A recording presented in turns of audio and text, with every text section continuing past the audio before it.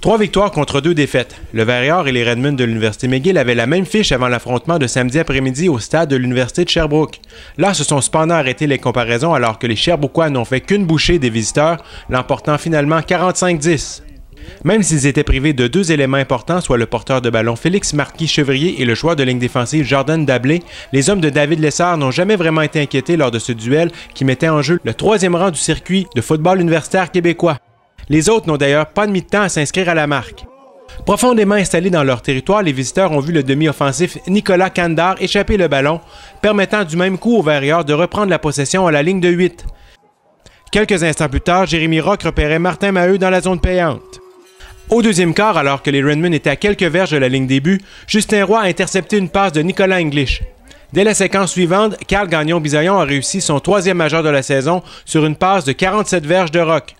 Sur le jeu, le vétéran corps a fracassé le record canadien universitaire pour les gains par la passe en carrière, qui était de 10 811 verges.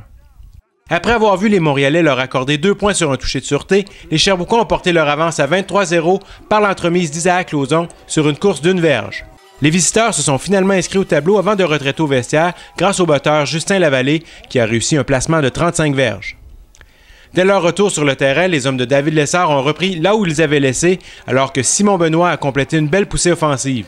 Le vétéran demi-offensif s'est amené en terre promise sur une course de 4 verges. Le tandem Jérémy Rock-Frédéric Caron a poursuivi le travail de démolition quelques instants plus tard, Rock rejoignant Caron avec une passe de 16 verges. À 38-3, les carottes étaient cuites pour les Redmen et David Lessard a décidé de donner un peu de terrain au corps Mathieu Loranger ainsi qu'à plusieurs autres réservistes.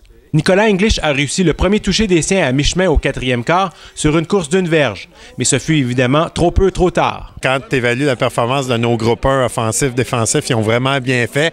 Ça a été un match là, où est-ce qu'on a été capable de faire jouer tout le monde. Ça, c'est toujours de l'expérience là, pour les groupes 2. Vraiment content là, que le groupe 2 offensif ait marqué un toucher. Ça, c'est vraiment positif. Donc, ça nous permet de sortir de ce match-là en santé. Les D-line ont fait de la grosse pression.